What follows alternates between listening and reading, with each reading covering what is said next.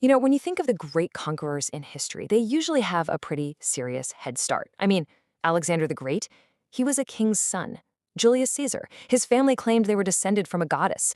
They don't typically come from some backwater island with a family that has more of a title than money. But that is exactly where this story begins. So that's the big question, isn't it? How on earth does that kid, the bullied outsider, end up becoming the absolute ruler of France and the master of Europe? Well, that's what we're going to unpack right now. So let's dive in right at the beginning. To really get Napoleon, you first have to understand the world he was born into. It was a world of ancient, rigid rules, a world that was just about to be completely, violently torn apart. This right here, this shows you the massive shift that changed everything. Before the French Revolution, society was basically a locked pyramid. Your birth decided your entire life. At the very top, you had the clergy and the nobility, a tiny percentage of the population who held all the power, all the land, and paid pretty much zero taxes. Everyone else? Well, they paid for everything. But then the revolution came and just shattered that old system. Suddenly, the new idea was equality.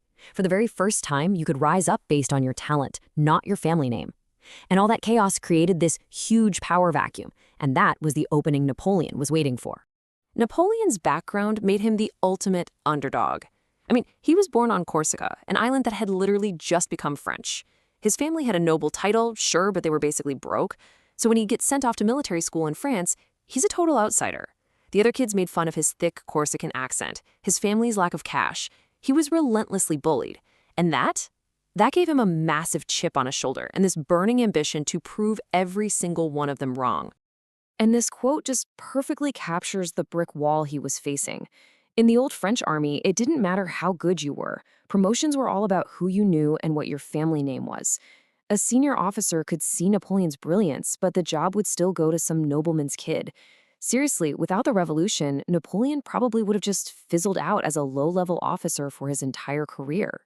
But the revolution did happen, and it didn't just crack open the door for Napoleon, he kicked it off its hinges.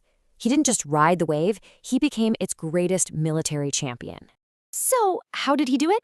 It was actually pretty simple. He threw his lot in with the revolution and started fighting for it. He helps crush a British-backed revolt, and bam, he gets promoted. He puts down a royalist mob in the streets of Paris with a whiff of grape shot, and guess what? Promoted again.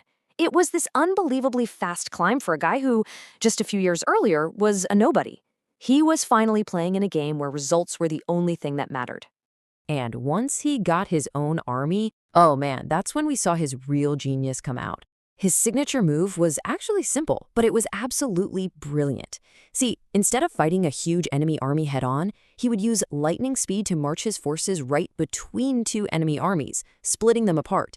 Then he could focus all his power on one half, crush it, and then turn and crush the other. It was just devastatingly effective. His first major command in Italy is the perfect example. He's given this army that's just a mess. They are demoralized, they haven't been paid, their gear's falling apart. But he gets in front of them and gives these incredible speeches, promising them honor, glory, and wealth. At the Battle of Lodi, he was right there in the thick of it, literally helping to aim the cannons himself. His men loved him for it, and he delivered on his promises. He paid them with treasure plundered from Italy.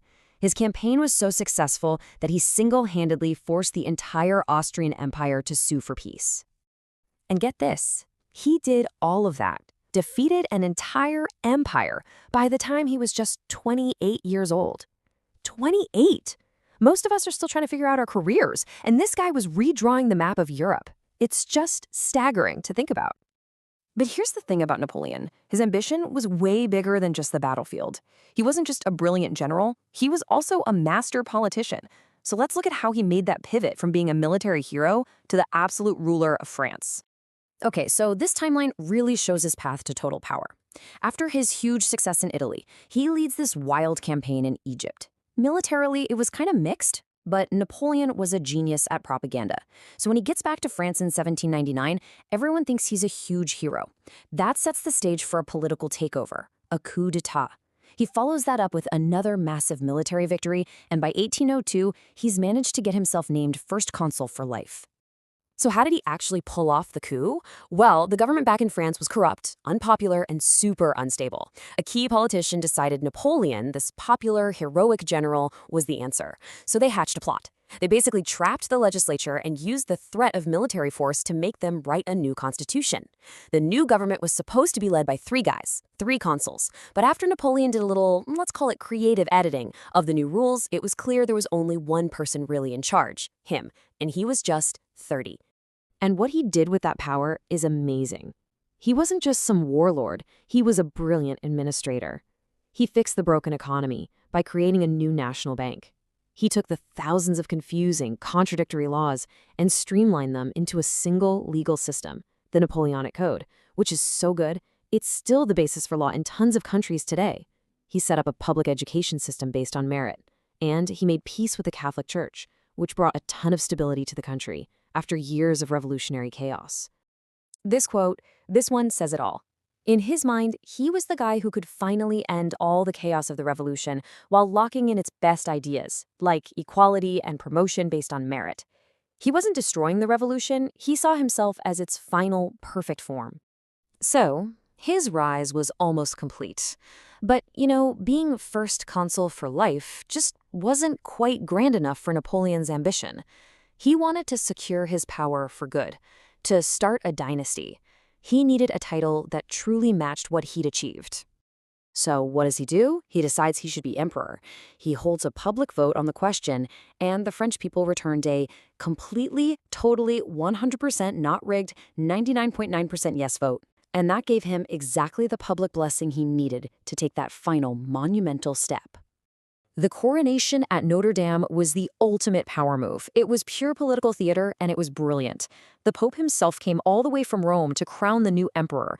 But right at the critical moment, in this stunning display of ego and power, Napoleon takes the crown from the Pope's hands and places it on his own head. The message could not have been clearer. My power comes from me, not from God. I am the master of my own destiny, and now the master of France. So think about that journey. From a bullied schoolboy on a remote island to the self-crowned emperor of the French. It's one of the most incredible, improbable rises to power in all of human history. But his ambition was nowhere near satisfied. He now had a French empire and the most powerful army in Europe at his command. The question wasn't just what he would do next, it was who in the world could possibly stop him. Like and subscribe to Unlocked History,